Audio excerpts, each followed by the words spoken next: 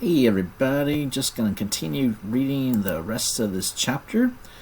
Anyway, where we left off, Ramona has cracked the egg on her head, and it turns out it wasn't hard boiled after all. It was a raw egg, and she's got it all over herself.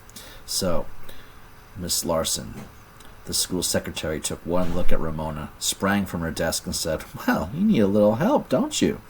Ramona nodded, grateful to Mrs. Larson for behaving as if eggy third graders walked into her office every day. The secretary led her into a tiny room equipped with a cot, wash basin, and toilet that adjoined the office. "Let's see," said Mrs. Larson. "How shall we go about this? I guess the best way is to wash your hands, then dunk your head. You've heard of egg shampoos, haven't you? They're supposed to be wonderful for your hair." "Yow!" yelped Ramona when she dipped her head into the wash basin. "The water's cold."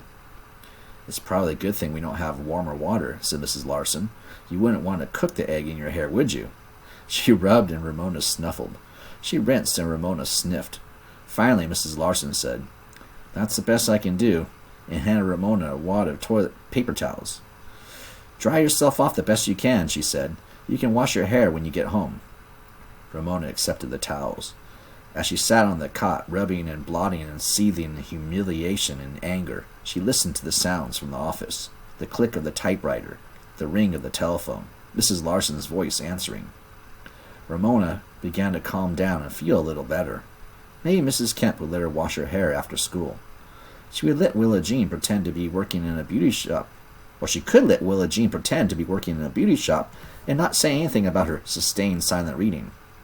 One of these days, Willa Jean was sure to catch on that she was just reading a book, and Ramona wanted to postpone that time as long as possible. Towards the end of lunch period, Ramona heard teachers drift off into the office and leave papers or pick up messages from their boxes. That's what I do. Then Ramona made an interesting discovery. Teachers talked about their classes. "My class has been so good today," said one teacher. "I can hardly believe it. They're little angels." I'm like that all the time. "I don't know what's the matter with my class today," said another. "Yesterday they knew how to subtract. Today none of them seems to remember."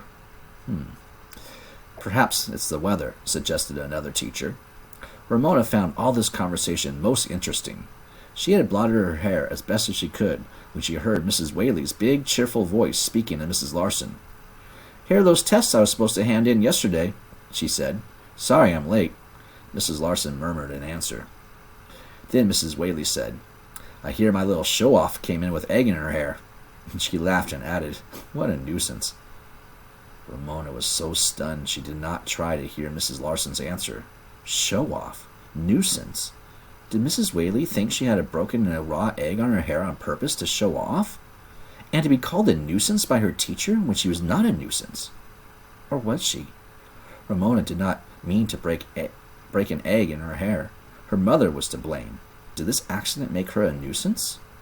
Ramona did not see why Mrs. Whaley would think she was a nuisance when Mrs. Whaley was not the one to get her hands all eggy. Yet Ramona had heard her say right out loud that she was a show-off and a nuisance. That hurt, really hurt. Ramona sat still as she could, with the damp paper towels in her hands.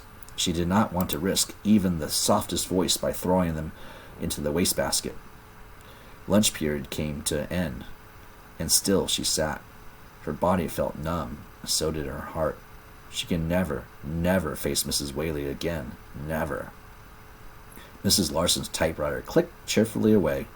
Ramona was forgotten, which was the way she wanted it. She even wanted to forget herself and her horrible hair, now drying into stiff spikes. She no longer felt like a real person. The next voice Ramona heard was that of Yardape. Sounds like I got an email. "Mrs. Larson," he said, as if he had been running in the hall.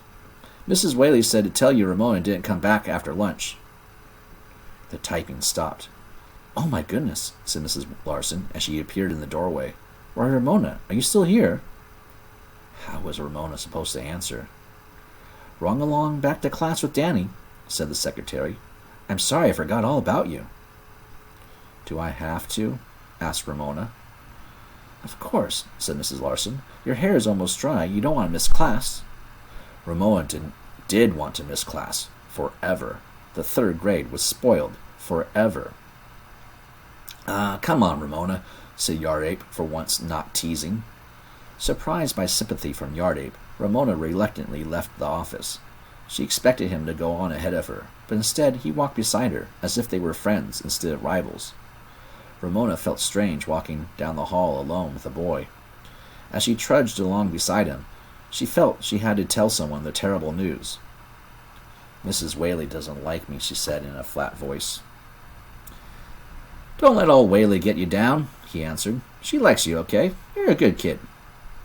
Ramona was a little shocked at hearing her teacher called Old Whaley. However, she squeezed comfort from Yard Ape's opinion. She began to like him, really like him. When they reached their classroom, Yard Ape, perhaps thinking he had been too nice to Ramona, turned and said to her with his old grin, Egghead. Oh, there was nothing for Ramona to do but follow him into the room. Sustained silent reading, or DEAR, as Mrs. Whaley called it, was over, and the class was practicing writing cursive capital letters. Mrs. Whaley was describing capital M as she wrote it on the board. Swoop down, swoop up. Up, down, up again, and down. Ramona avoided looking at her teacher as she got out the paper and pencil and began to write the capital letters of the alphabet in careful, even script. She enjoyed the work, and it soothed her hurt feelings until she came to the letter Q. By the way, we should teach cursive again. It's kind of a lost art. Ramona sat looking at the cursive capital Q, the first letter of her last name. Ramona had always been fond of Q, the only letter of the alphabet with a neat little tail. She enjoyed printing Q, but she did not like her written Q. She had made it right, but it looked like a floppy 2, which Ramona felt was a dumb way to make such a nice letter. Ramona decided right then and there that she would never again write a cursive Q. She would write the rest of her last name, Quimby, in cursive, but she would always, no matter what Mrs. Whaley said, print her capital Qs. So there, Mrs. Whaley, thought Ramona. You can't make me write a cursive Q if I don't want to. She began to feel like a real person again. Yeah, it's kind of interesting. The capital Q looks like the number 2. Okay, everybody, that's the end of that chapter, the Hard Boiled Egg Fad. I'll read one chapter at a time from now on. All right, see you later, everybody. Bye-bye.